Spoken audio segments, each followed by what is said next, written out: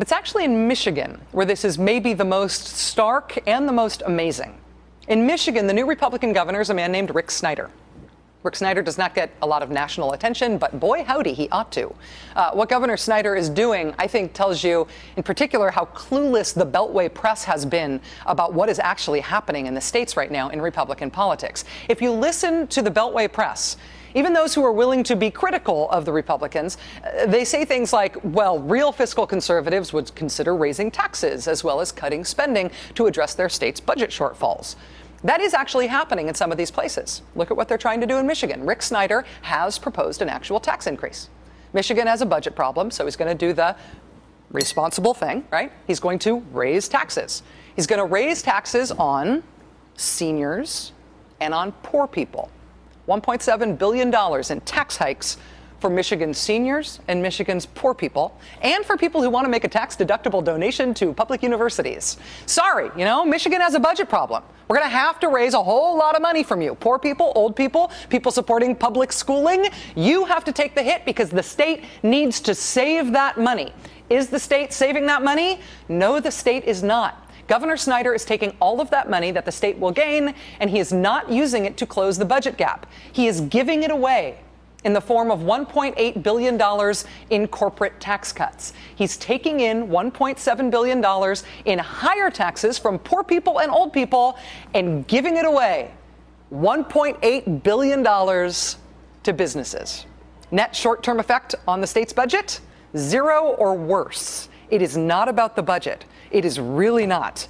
It is not about the budget in Wisconsin. It is not about the budget in Florida. It is not about the budget in Ohio. It is not about the budget in Michigan. But what Michiganders know, and what Michiganders have been trying to get the rest of the country to pay attention to, is that what these Republicans are doing in the states is not just not about the budget. It's about something way worse than that. Stay with me for a moment here. There is more to this.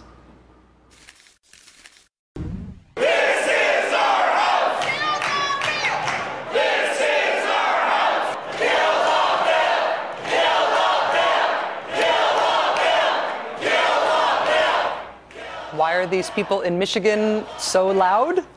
Why are these people in Michigan so mad? It's not just because they haven't won yet, like the protesters in Wisconsin have. It's because Michigan Republicans are telling them that they are about to lose their right to elect local government. The governor's just going to take care of that from now on. See, the governor knows best. This whole democracy thing, turns out it's very inefficient. And haven't you heard? There's a crisis. Big government conservatism gets really, really, really astonishingly big. That's next.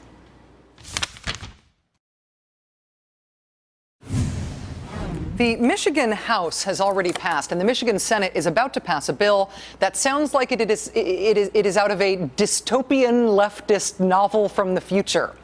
If you think that Republican governors around the country are using fiscal crisis as a pretext to do stuff they otherwise want to do, this is something I don't think I ever would have believed Republicans even wanted to do. But this is what they're proposing. This hasn't really gotten much national attention, but please just check this out. Governor Rick Snyder's budget in Michigan is expected to cut aid to cities and towns so much that a lot of cities and towns in Michigan are expected to be in dire financial straits. Right now, Governor Snyder is pushing a bill that would give himself, Governor Snyder and his administration, the power to declare any town or school district to be in a financial emergency.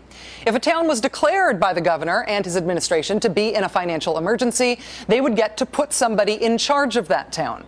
And they want to give that emergency manager they've just put in charge of the town the power to, quote, reject, modify, or terminate any contracts the town may have entered into, including any collective bargaining agreements.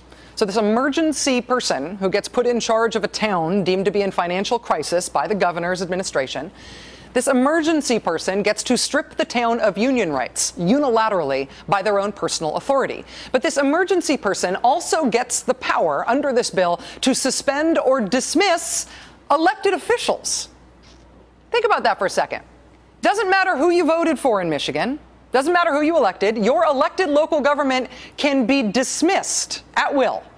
The emergency person sent in by the Rick Snyder administration could recommend that a school district be absorbed into another school district.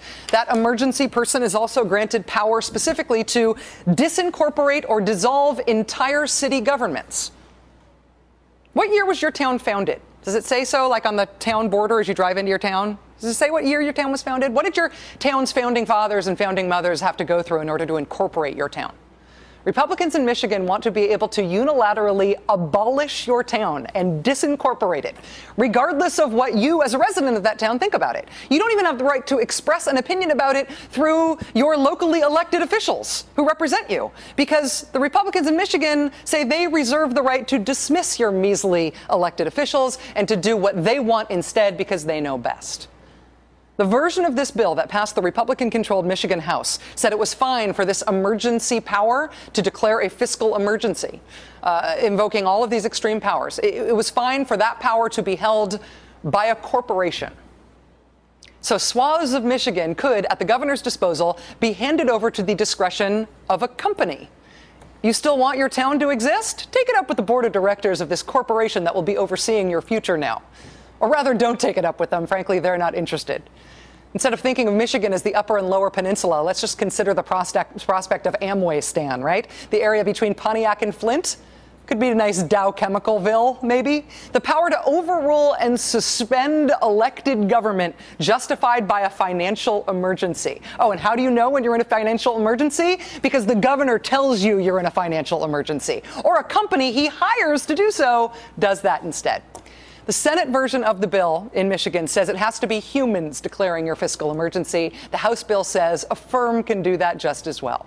This is about a lot of things. This is not about a budget. This is using or fabricating crisis to push for an agenda you'd never be able to sell under normal circumstances.